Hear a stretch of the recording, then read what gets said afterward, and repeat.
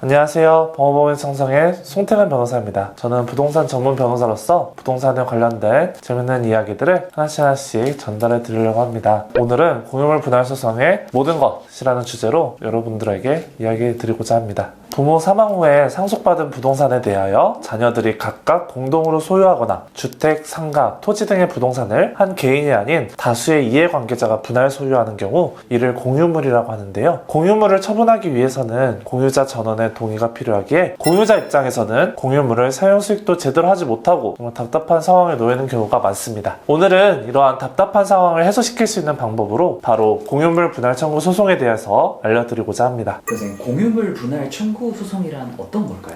민법 제268조 제1항에서는 공유자는 공유물의 분할을 청구할 수 있다고 규정하고 있는데요. 공유자라면 지분의 크기에 상관없이 공유물의 분할을 청구할 수 있습니다. 다만 공유자의 분할 청구의 경우 필수적 공동소송으로서 나머지 공유자들 전부에 대하여 소를 제기하지 않으면 각하된다는 점을 주의해야 되는데요. 공유물 분할 청구 소송의 경우 형성회소로서 판결 내용 그대로 물권 변동이 이루어지게 됩니다. 그럼 변호사님, 공유물은 어떻게 좀 분할할 수 있는 건가요? 민법에서는 공유물 분할 방법을 지정하고 있는데요. 우선 협의에 의한 분할을 원칙으로 하고 협의가 되지 않은 경우 공유물 분할 청구 소송을 제기할 수 있습니다. 민법은 소송에서의 분할 방법으로 현물 분할, 그리고 가격 배상에 의한 분할, 경매에 의한 대금 분할을 인정하고 있는데요. 하나씩 말씀드리도록 하겠습니다. 공유물 분할 청구 소송의 경우 첫 번째, 원칙적으로 협의에 의하여야 합니다. 공유물 분할의 경우 원칙적으로 공유자 간 협의가 우선이며 협의가 된 경우 공유자는 법원에 공유물 분할 청구 소송을 제기할 수 없습니다.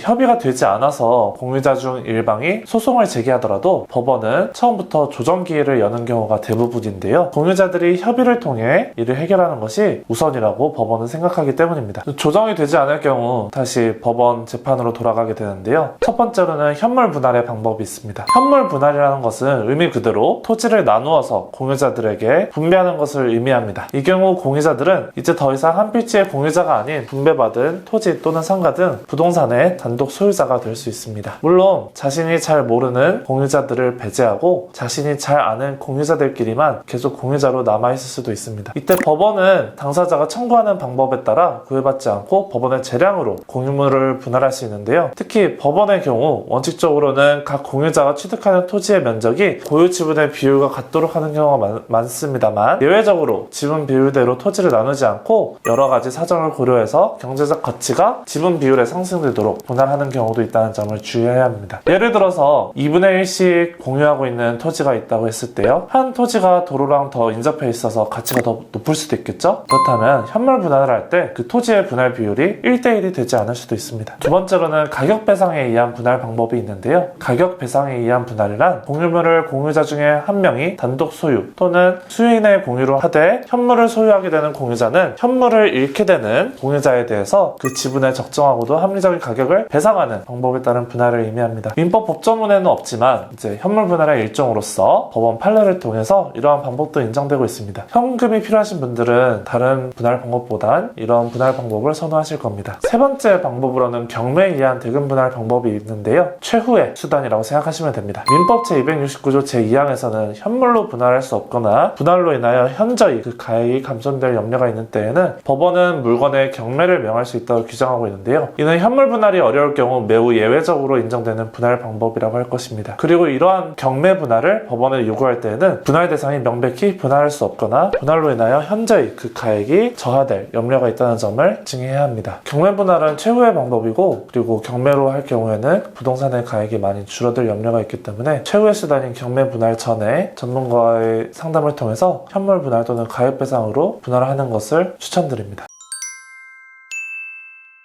선생님, 그러면 공유물 분할 청구 소송을 할 때 주의할 점은 어떤 게 있을까요? 첫 번째로 부동산 처분 금지 가처분입니다. 공유물 분할 청구 소송을 제기하시기에 앞서 부동산 처분 금지 가처분 신청은 필수라는 점을 말씀드립니다. 공유자 중 일방인 상대방이 소송 중에 공유 지분을 처분하는 경우에는 공유물 분할 소송이 의미가 없어질 수 있습니다. 그렇기 때문에 이를 미리 막아놓기 위해서 가처분이 꼭 필요하다는 점을 말씀드립니다. 두 번째로는 소송에서 유리하게 분할받을 수 있도록 노력해야 된다는 점입니다. 법원에서 당연히 알아서 분할을 해줄 거다라고 한다면 오히려 오히려 불이익을 받으실 수 있습니다. 소송에서 유리하게 분할받기 위해서는 이를 위한 증거를 많이 제출해야 됩니다. 상대방 역시 이를 첨예하게 다툴 것이기 때문에 주요한 법적 공방이 이루어질 수 있지만 아무런 주장을 하지 않고 가만히 있을 경우 오히려 불리한 쪽에 부동산을 받을 수 있기 때문에 많은 주장을 통해서 유리한 부분을 받는 것이 중요하다고 할 것입니다. 제가 진행했던 사안의 경우에 상속인들이 공유하고 있는 토지였는데요. 상속인들 중 한 명이 채무 초과 상태가 돼서 지분이 경매로 넘어가게 되었고 모르는 제3자가 해당 지분을 취득한 경우였습니다. 당시 상속인들은 해당 공유 토지가 조상 대대로 내려온 토지라는 점, 그리고 해당 토지의 일부를 이미 점유해서 사용하고 있다는 점 등을 통해서 아예 생판 모르는 제3자보다는 보다 유리한 쪽으로 현물 분할을 받을 수 있었습니다. 주의할 점 세 번째는 토지 위에 집합 건물이 있는 경우에는 법적으로 공유물 분할 청구 소송이 금지된다는 점입니다. 집합 건물의 소유 및 관리에 관한 법률 제8조에서는 아파트나 커다란 건물 같은 집합 건물의 경우에는 대지 공유자의 분할 청구를 금지하고 있는데요. 이를 모르고 분할 청구를 한 경우에는 바로 기각될 수 있다는 점을 주의하시기 바랍니다. 지금까지 공유물 분할 청구 소송에 대해서 살펴보았는데요. 제 경험상 공유물 분할 청구 소송의 경우 조정을 통해서 정말 소송이 일찍 끝나거나 아니면 서로 유리하게 분할을 받기 위해 싸우다가 소송이 늦게 끝나는 경우 두 가지로 나뉘었던 것 같습니다. 이왕이면 조정을 통해서 협의가 잘 되어서 일찍 끝나는 것이 좋겠죠. 조정에서는 대부분 분들이 변호사의 도움 없이 그냥 가시는 경우가 많은데 조정이 매우 중요하기 때문에 변호사의 도움을 받아서 조정으로 최대한 빨리 분쟁을 해결하는 것을 추천드립니다. 저희 법무부인 창성 변호사들은 수년간 다양한 공유물 분할 청구 소송을 수행했고 이를 집행한 경험이 있는데요. 공유물 분할에 따른 집행까지 저희는 도와드리고 있으니 도움 필요하시면 언제든지 문의 주시기 바랍니다.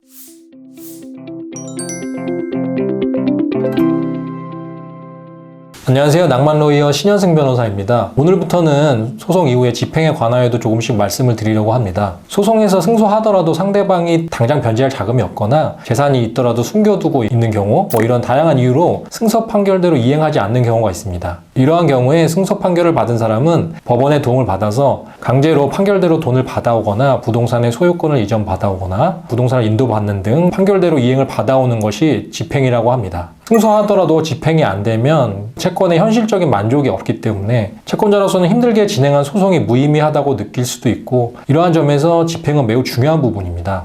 소송에 들어가기 전부터 집행 가능성을 함께 고려해 보시는 것도 이러한 점에서 꼭 필요합니다. 오늘은 처음으로 집행에 관해서 말씀드리면서 가장 많은 분들이 궁금해하실 만한 내용이 무엇일까 고민을 해봤는데요. 아무래도 요새 사회적으로도 이슈가 많이 되고 있고 현재 여러 사건을 진행하고 있기 때문에 전세금, 임대차 보증금에 반한 채권을 집행하는 과정에 관해서 전반적으로 알려드리는 것이 좋을 듯 합니다. 임대차 보증금 반환 채권이라는 건 임대차 계약이 기간 만료나 해지로 종료되어야만 발생을 하고요. 이에 관하여 반환 청구권에 대한 판결을 받고 판결에서 가집행 판결을 받거나 그 판결이 확정되면 그때서부터 집행이 가능합니다. 대부분의 다른 권리도 이렇게 권리가 발생하고 그 다음에 판결 등의 집행 권한을 획득한 이후에 강제 집행에 들어가는 순서로 진행되는 것입니다. 임대차 보증금 반환 채권의 집행을 하기 위한 각각의 단계에서 체크해 볼 사항들을 알려드리도록 하겠습니다.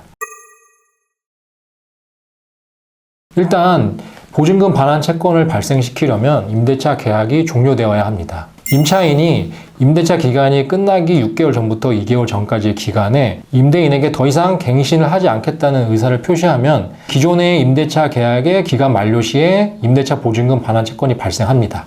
또 임대차 계약이 묵시적으로 갱신이 된 경우에는 임차인이 임대인에게 해지 통지를 하면 임대인이 그 통지를 받은 날로부터 3개월이 지나야 그때 계약이 종료되고 임대차 보증금 반환 채권이 발생합니다. 근데 두 가지 경우 모두 임차인이 임대인에게 연락을 할 필요가 있는 건데요. 임대인이 연락이 안 될 경우 문자, 전화, 카톡 다 안 되는 경우가 있습니다. 이러한 경우에는 갱신을 하지 않겠다는 의사나 해지 의사 표시를 임대인에게 전달을 시킬 수가 없으니까요. 묵시적 갱신이 되어버릴 수 있습니다. 이때 임차인께서는 법원에 의사 표시의 공시 송달 신청을 해서 해지나 갱신하지 않겠다는 의사가 공시 송달되도록 해야 합니다. 공시 송달은 법원 게시판 등에 법원이 그 내용을 올려주고 2주가 지나면 그 내용이 송달된 걸로 간주해버리는 것입니다. 이러한 방법 등을 통해서 임대차 계약을 종료시킨 이후에 비로소 임대차 보증금 반환 채권이 발생하는 것입니다. 두 번째는 판결 등 집행 권한을 확보하는 단계인데요. 보증금 반환 채권이 발생한 이후에 소송을 제기해서 판결을 받으면 1심 판결만 있더라도 가집행이 가능하기 때문에 부동산에 관한 경매 신청이나 채권 압류 등 여러 가지 강제 집행을 할 수 있습니다. 통상적으로 임대차 보증금 존재나 금액에 관해서는 다툼의 여지가 거의 없어서 지급명령으로 진행하는 경우도 많습니다. 이러한 지급명령은 보증금액의 액수에 관계없이 신청이 가능하고요. 다만 상대방에게 송달이 될 수 없거나 상대방이 이의를 하는 경우에는 소송으로 진행할 수밖에 없습니다. 다만 임차인이 임차권 보증금 반환 채권을 담보하기 위해서 전세권이나 저당권을 설정해 둔 경우에는 판결이 없더라도 전세권이나 저당권 등기에 기초해서 임의경매 신청이 가능합니다. 그러므로 본인이 전세권이나 저당권 설정했는지를 확인해 보시고 소송 진행 여부를 결정하시기 바랍니다. 그리고 보증금 반환 채권의 경우에는 이미 임대차 부동산에 관해서 경매가 진행되고 있다면 소송 없이 배당 요구를 해서 경매에 참여할 수 있기 때문에 이때에도 소송을 할지 여부를 고민해 보실 필요가 있습니다. 다만 경매가 진행되고 있는 상태에서 배당 요구를 할 경우에는 배당받을 수 있는 금원이 보증금 원금에 한정되고 지연손해금은 배당 요구를 통해서 받을 수 없기 때문에 지연손해금 부분에 관해서 집행을 하시려면 별도의 소송이 필요합니다. 그리고 이 단계에서 또 고려해 보아야 할 사항은 동시행 관계와 지연손해금 그리고 임차권 등기입니다. 임대인의 보증금 반환 의무와 임차인의 부동산 인도 의무가 동시행 관계에 있기 때문에 원칙적으로 임차인이 부동산에 계속 거주할 경우에는 임대인이 보증금 반환에 관해서 지연손해금을 지급할 의무가 없습니다. 그런데 이제 임차인께서 이미 다른 곳에 임대차 계약을 해서 그쪽으로 이사를 하셨거나 앞으로 이사를 할 계획이신 분들은 기존 임대차에서 지연손해금도 받으셔야 할 필요가 있고 소송이나 지급명령을 할 경우에 연 12%의 지연손해금이 인정되기 때문에 확실하게 동시행 관계를 깨트리면서 임대차 보증금을 청구하는 것이 필요합니다. 이러한 경우에는 임차인이 이사갈 곳으로 짐을 다 빼고 임대인에게 언제든지 나갈 수 있다, 보증금을 달라 이렇게 최고를 하시면 됩니다. 그러나 이때 주민등록을 빼는 것이 필수는 아니고요. 다만 이사갈 곳으로 전입 신고까지 해버리면 이제 기존 주소에서는 더 이상 살고 있지 않는 것이 명백하기 때문에 소송에서 더 수월하게 지연손해금이 인정될 수 있습니다. 그리고 한 가지 더 명심하셔야 할 것은 전입신고를 새로 이사갈 곳으로 하기 전에 반드시 기존 거주지에서 임차권 등기를 하셔야만 임차인의 대항력 우선 변제권이 유지될 수 있다는 것입니다.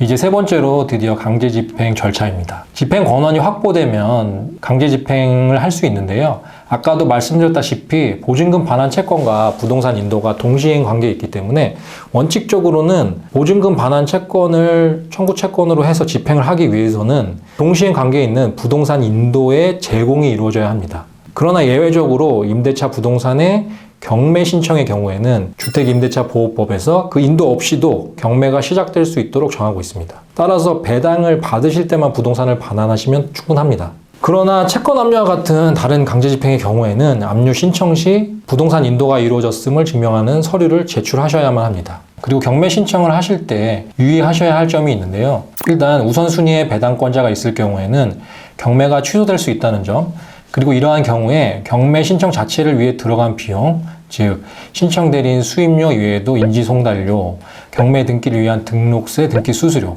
그리고 감정을 위한 예납금 등은 반환받기 어려울 수 있다는 점입니다. 이런 무잉여라는 것은 최저 매각 가격이 경매 신청인의 채권에 우선하는 채권액과 절차 비용의 합산액에 미달하는 경우를 말하는데요. 생각해 보시면 이러한 경우에 결국 경매 신청인에게 배당될 금액이 없기 때문에 경매가 취소되는 것입니다. 이제 경매 신청 이후의 절차를 살펴보면요.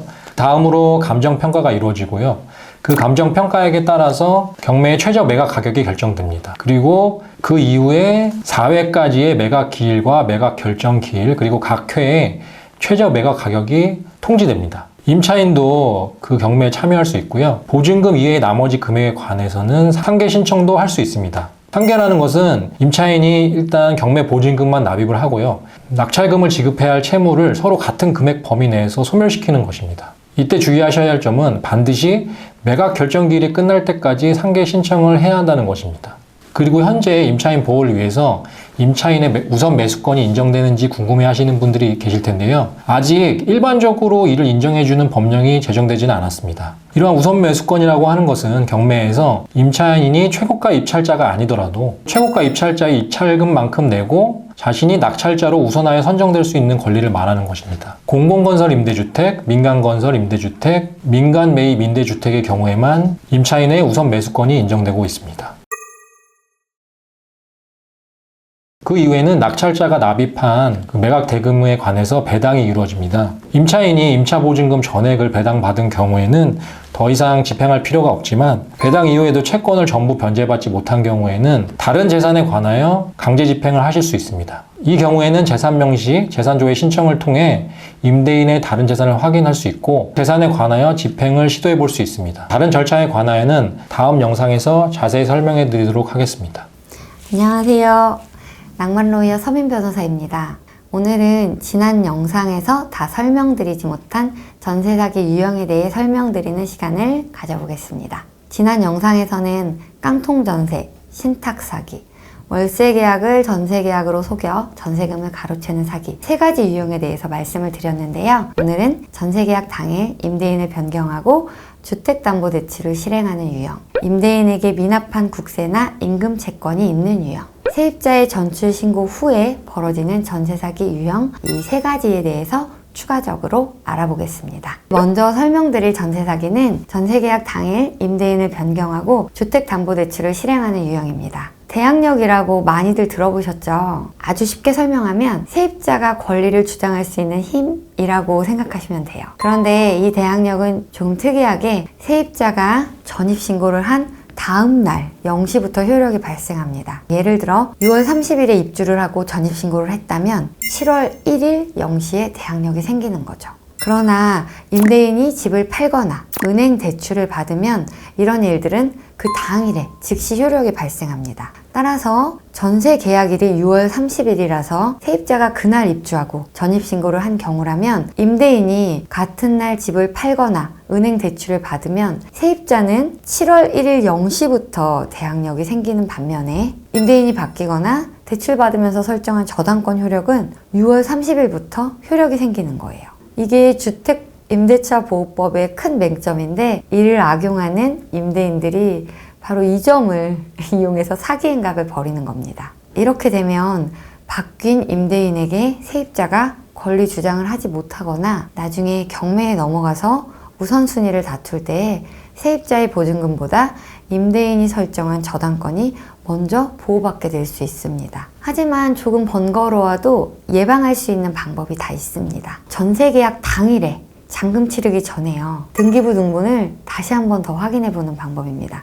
다시 한번 떼어달라고 요청을 해보세요. 만약 임대인을 변경하는 내용이나 근저당권 설정 등의 등기가 접수가 되어 있다면 이 등기부 등본에 신청사건 처리 중으로 기재가 되기 때문에 이 경우에는 잔금을 치르지 마시고 어떤 등기가 접수되어 있는지 먼저 확인을 해보셔야 합니다. 그리고 또 계약서를 쓸 때 다음과 같은 특약사항을 넣는 방법이 있습니다. 계약기간 중 임대인이 변경될 계획이 있는 경우 임차인에게 반드시 통보하고 이를 어길 시 임대차 계약이 해지되어 기존 임대인이 즉시 보증금을 반환한다. 계약 후 임대인이 주택을 담보로 대출을 받을 경우 임대차 계약이 해지되고 임대인은 즉시 보증금을 반환한다. 이 정도 특약은 아주 상식적인 수준의 요구이기 때문에 거절을 할 경우에는 계약 진행을 다시 한번 생각해 보시는 게 좋을 것 같습니다. 이걸로도 불안하시다면 전세권을 설정하는 방법이 있습니다. 요즘 확정일자를 받아놓는 것만으로도 불안해서 전세권 설정 등기까지 하는 비중이 제법 늘고 있다고 하는데요. 확정일자만 받아놓는 경우와 차이를 말씀드리자면 확정일자만 받아놨을 경우에는 보증금 반환 청구 소송에서 승소를 해야 경매 신청을 할 수 있는 반면 전세권 설정 등기는 바로 경매를 실행할 수 있다는 점에서 더 효과적이라고 할 수 있습니다. 아까 말씀드린 전세금 반환 청구 소송을 해야 한다고 했잖아요. 보통 1년 정도 걸릴 수가 있습니다. 하지만 전세권 설정 등기라고 다 좋은 건 아니고요. 이걸 하려면 임대인의 동의가 반드시 필요하고 또 등기를 하는데 비용이 제법 들 수 있다는 점도 꼭 기억하셔야 합니다. 다음으로 설명드릴 전세 사기 유형은 임대인이 세금을 밀리거나 근로자들의 임금 지급이 밀린 경우입니다. 우리가 계약을 체결하기 전에 등기부 등본을 꼼꼼히 살펴봐도 명확히 드러나지 않는 선순위 권리가 있습니다. 무시무시한 세금, 그리고 임금 채권인데요. 이러한 것들은 세입자의 확정 일자를 따지지 않고 그것보다 무조건 앞서서 먼저 보호받는 경우도 있고, 세입자의 확정 일자보다 앞서 있을 경우에만 먼저 보호받을 수 있는 경우도 있기 때문에 어느 게 더 우선하는지는 전문가의 조언을 받아서 꼼꼼히 따져보실 것을 권해드립니다. 이러한 사기를 예방하기 위해서는 미납국세 열람 제도를 활용하시면 되는데요. 다만 임대인의 동의가 있어야 이걸 확인을 해볼 수 있기 때문에 임대인에게 이 부분 요청을 하셔야 하고요. 이건 매우 합리적인 요구이기 때문에 만약 이를 거절한다 라고 하면 좀 구린 거니까 한 번 더 생각해 보셔야 할 것 같아요. 또 사회보험 완납증명서 또는 납세증명서를 임대인 동의를 받아서 확인해 보실 수도 있는데요. 사회보험 같은 경우 이걸 미납했다고 바로 임금 체불로 이어지는 건 아니지만 체불 가능성을 예상하는데 이게 어느 정도 도움은 될 수 있습니다. 마지막으로 설명드릴 전세 사기는 세입자의 전출 신고 후에 벌어지는 전세 사기 유형입니다. 세입자가 입주해서 잘 지내고 있는데 임대인이 대출이 필요하다고 하면서 잠시 전출을 해달라고 요청하는 경우인데요. 별 문제 없을 거다라고 생각하시고 잠깐 전출 신고를 하시면 그 이후에 전세자금을 대출을 연장을 받거나 이 금액을 늘리거나 하는데 거절을 당하실 수도 있습니다. 전출 신고를 하는 순간에 바로 내 대항력이 사라져 버리기 때문에 그 사이에 들어온 대출이 내 보증금보다 우선하는 결과가 생기기 때문입니다. 또 임대인이 내가 전출해 놓은 사이에 집을 팔 수도 있어요.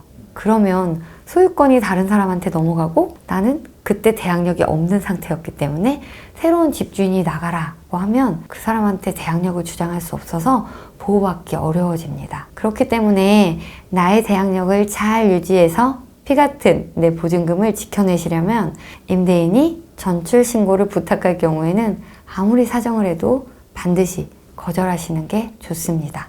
이 유형 관련해서는 반가운 소식을 하나 전해드릴 수 있을 것 같아요. 개정된 주민등록법 시행령이 12월 중순부터 시행이 돼서 집주인이 세입자 모르게 세입자의 주소를 옮기는 나몰래 전입신고가 원천 차단될 그런 전망이라고 합니다. 예전에는 전세 사기 일당과 집주인이 서로 짜고 임차인이 이사하기 전 세대주 서명을 위조를 한 다음에 임차인 몰래 새로 이사온 집에서 이제 다른 곳으로 전출을 시키고 임차권이 설정되지 않은 것처럼 그 주택에 대해서 담보 대출을 받는 전세 사기가 종종 있어 왔는데요. 이를 막기 위해서 국가에서 한 조치라고 합니다.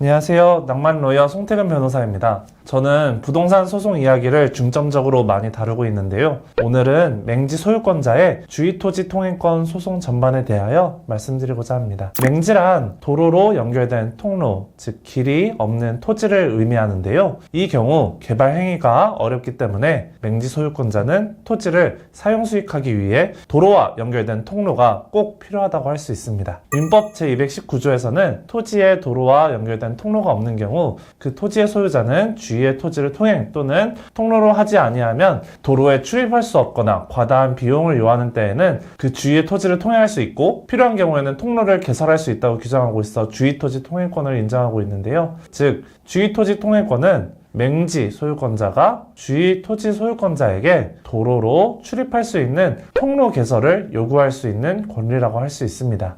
맹지인 것을 알고 토지를 산 경우에도 주위토지 통행권 주장을 할 수 있을까요? 결론부터 말씀드리자면 맹지인 것을 알고 산 경우에도 주위토지 통행권 주장을 할 수 있습니다. 많은 분들이 질문하시는 내용 중에 맹지인 것을 알고 산 경우 주의토지 통행권 주장을 할 수 없는 것이 아닌가라고 질문하신 분들이 많으신데요. 특약이나 계약으로 맹지 소유자가 주의토지 통행권을 요구하지 않겠다고 한 경우가 아닌 한 맹지인 점을 알고 샀더라도 주의토지 통행권 청구가 가능합니다. 민법 제219조에는 맹지임을 알고 샀는지 여부에 따라 권리의 효력 여부가 결정된다고 규정되어 있지 않기 때문입니다. 판례 역시 이와 같이 보고 있고 같은 결론을 취하고 있습니다. 그럼 변호사님, 어떻게 주의토지 통행권이 인정될 수 있는 건가요? 주의토지 통행권이 인정되기 위해선 맹지 소유권자가 통로가 없음으로 인하여 피해를 입고 있고 통행로 개설이 꼭 필요하다는 점을 입증해야 합니다. 맹지 소유권자분들이 산림 경영 사업을 할 것이라는 자료,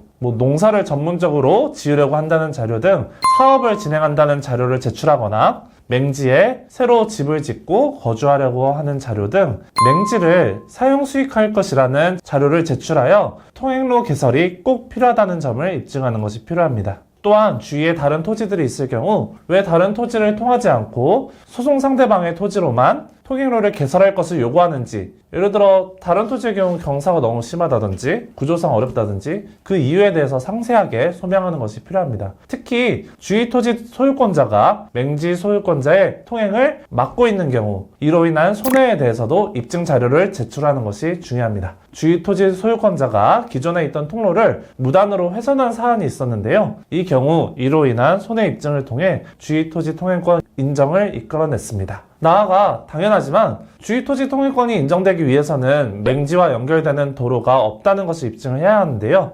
상대방이 맹지로 가는 다른 통로가 있다고 증거를 제출하고 그것이 인정되는 경우 주의토지 통행권이 바로 부인될 수 있으니 이 부분은 소송에 들어가기 전 명확하게 확인하셔야 됩니다. 제가 최근에 했던 통행방해금지 가처분 소송에서도 저희가 맹지로 통하는 다른 길이 있다는 것을 사진을 통해서 입증하자 그날 바로 판사님이 상대방의 청구에 대해서 기각하는 결정을 하셨습니다. 그렇기 때문에 주의토지 통행권 소송을 들어가기 전에는 맹지의 현황을 잘 파악하는 것이 중요합니다. 그러면 주의토지 통행권을 청구를 하면 법원에서 판결을 할 때 그러면 통로를 그럼 지정해서 주정해 주는 건가요? 네, 그렇습니다. 주의토지 통행권 소송에서 법원은 토지에 대한 감정을 통해 주의토지 통행이 필요한 것인지 어느 통로가 주의토지 소유권자의 피해를 최소한도로 할 수 있는지 결정하게 되는데요. 판결문 주문을 통해 길의 위치, 면적까지 법원에서 지정을 해주기 때문에 권리관계를 명확하게 하기 위해서는 주의토지 통행권 확인 소송이 꼭 필요하다고 할 것입니다.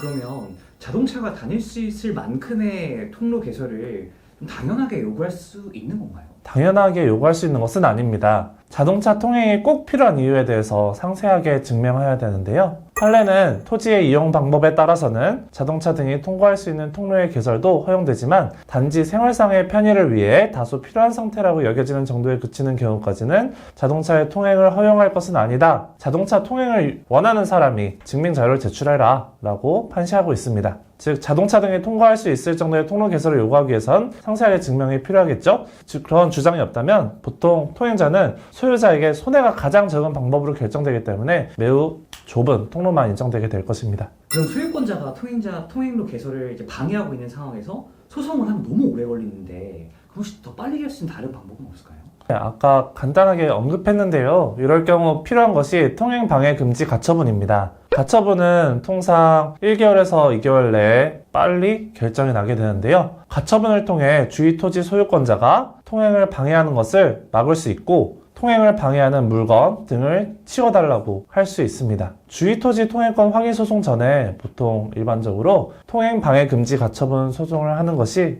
통상적입니다. 지금까지 맹지 소유권자의 주의토지 통행권 소송 전반에 대해서 말씀드렸는데요. 궁금하신 점이 있다면 언제든지 법무법인 청성에 문의해 주시기 바랍니다. 주의토지 소유권자와 원만하게 합의가 되었더라도 판결을 통해 그 내용을 명확하게 하는 것이 필요한데요. 소송이 두렵지만 나중에 토지를 자손에게 물려주거나 처분할 때 토지의 가치를 정당하게 평가받기 위해선 꼭 필요하다고 할 것입니다.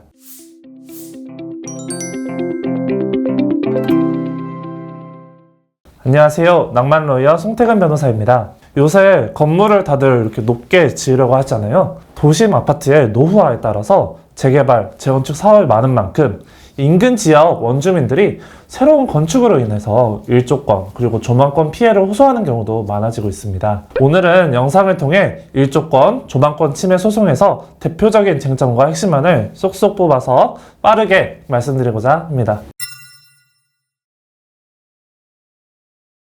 일조권이란 토지의 소유자들이 종전부터 갖고 있던 태양빛을 받을 이익이 객관적인 생활 이익으로서 가치가 있다고 인정되면 법적인 보호의 대상이 될 수 있는데요. 이를 일조권이라고 하고요. 인근에 건물이 올라가서 이러면 햇빛이 차단되겠죠? 그러면 일조량이 감소하게 되고 이렇게 일조 방해가 생기는 경우에 그 정도에 따라서 일조권 침해로 손해배상 청구를 할 수 있게 됩니다. 조망권이란 사실 최근에 새로운 개념이 생기는데 일반 조망권과 천공 조망권이라고 이렇게 개념이 나누어집니다. 일반적으로 조망권이란 예를 들어 한강처럼 경복궁뷰나 이렇게 아름다운 자연적, 역사적, 문화적 풍물, 즉 경관을 조망하여 미적 만족감이나 정신적 휴식을 향수할 수 있는 환경적 이익을 의미하는데요. 이런 경우 피해 건물이 상당히 특수한 위치를 지닌 곳이어야 합니다. 아까 말씀드렸던 것처럼 한강뷰가 있거나 아니면 경복궁뷰 이렇게 특수한 위치가 아닌 경우에는 인정되기 좀 어려운 단점이 있습니다. 산이 제일 애매한데요. 제가 지금 소송을 진행하고 있는 것도 있고 소송을 했던 경우도 있는데 산 같은 경우에는 우리나라의 명산, 한라산, 설악산 뷰 정도가 아니라 유명하지 않은 산 같은 경우는 일반적인 산의 뷰로는 패소하는 경우가 상당히 많습니다. 조망권이라는 게 사실 좀 애매하고 그런 특수한 지역이라는 거에 대한 역사적인 그런 배경까지도 약간 좀 소송에 녹여져야 돼서 예를 들어 경복궁이나 무슨 이제 경희궁이나 이런 역사적인 장소 같은 경우에는 인정될 가능성이 높은데 그런 게 아니라 일반 하천이나 일반 이름 없는 뒷산 이런 경우에는 사실 인정되기는 좀 어렵고요. 건물이 그 산으로 인해서 정말 가치가 높아졌다는 게 입증을 해야 돼요. 그렇지 않으면 사실 패소할 가능성이 높습니다. 천공조망권은 사실 최근에 개념화된 이런 조망권인데요. 일조권과 같이 가는 개념입니다. 피해 건물의 거실에서 창문을 통해서 외부를 봤을 때 창문의 이 전체 면적 중에 하늘을 보이는 면적 비율을 천공률이라고 하고 옛날에는 이 파란 하늘을 볼 수 있었는데 가해 건물로 인해서 가린다면 이것에 대해서도 피해를 봤다고 해서 손해배상 청구를 할 수 있게 됩니다.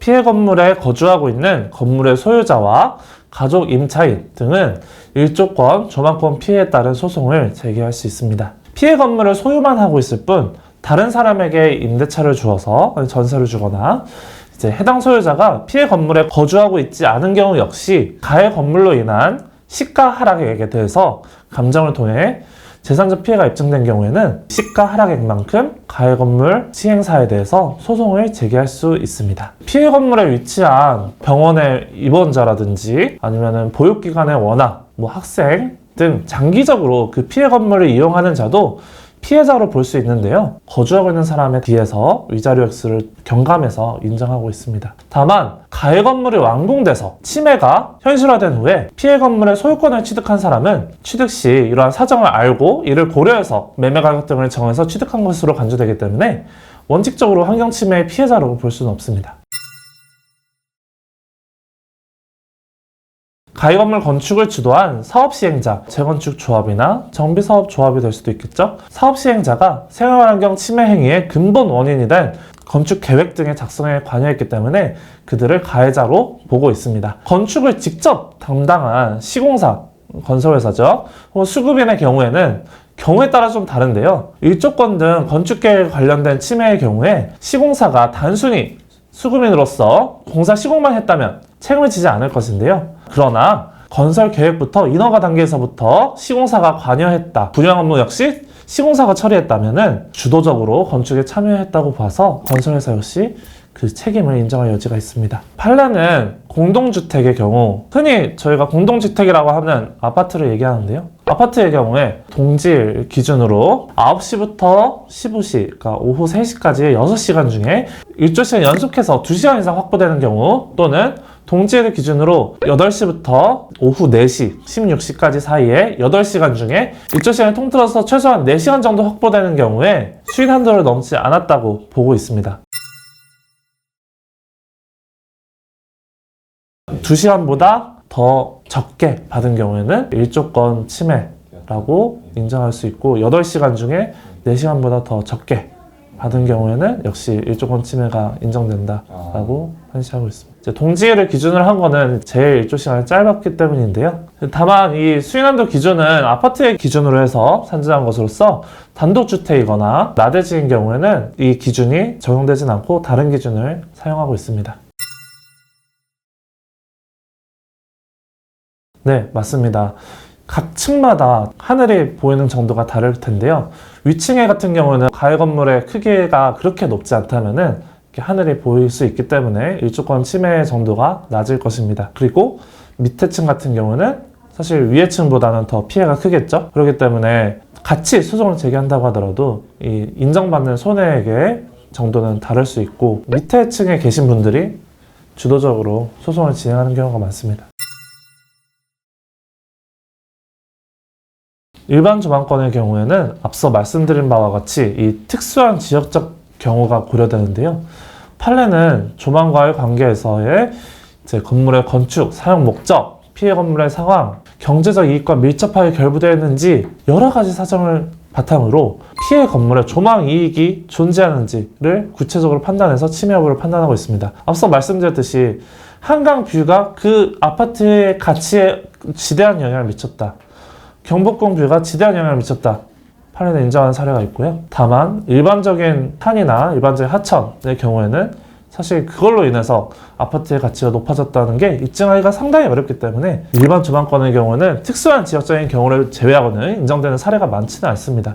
최근 판례에서는 일조권 침해와 함께 천공 조망권 침해를 같이 인정해서 이제 손해배상 책임을 인정하는 경우가 많아지고 있는데요. 천공 조망권의 경우에는 판례 법리가 명확하게 확립될 것은 아니지만 기존에 있던 파란 하늘을 50% 이상 가리고 있을 경우에는 침해를 인정하고 있는 것으로 보이고 있습니다. 이제 명확하게 딱 기준을 얘기한 건 아닙니다. 하지만은 그렇게 판례가 형성되고 있는 형성 과정에 있는 것으로 판단하고 있습니다.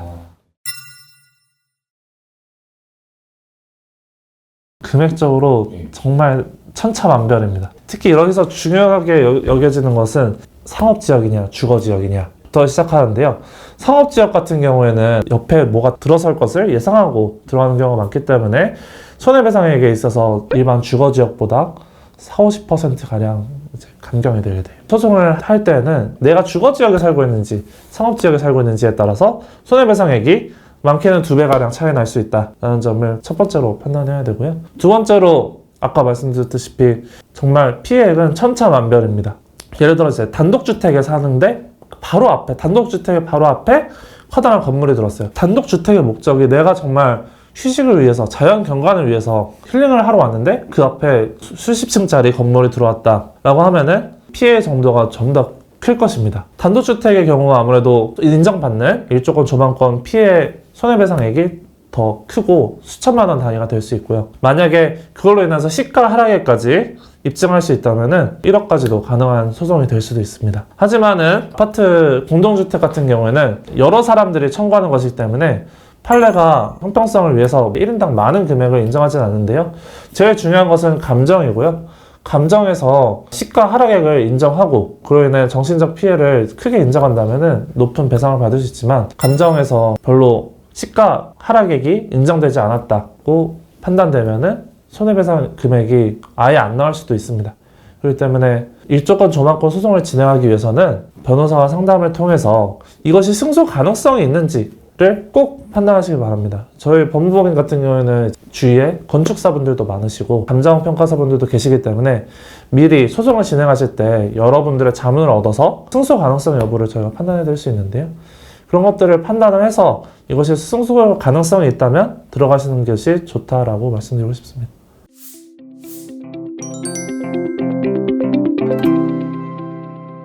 오늘 준비한 영상은 여기까지인데요. 신축 건물로 인한 일조권, 조망권 침해에 대해서 손해배상 청구 소송을 고민하고 계시다면 주저하지 말고 문의 주시기 바랍니다. 자신의 재산권과 쾌적한 환경에서 살 권리는 주장하지 않으면 누구도 보장해 주지 않는데요. 문의 주시면은 저의 성공 노하우들을 바탕으로 도움드리도록 하겠습니다. 오늘의 영상이 유익하셨다면 구독, 좋아요 부탁드리겠습니다. 감사합니다.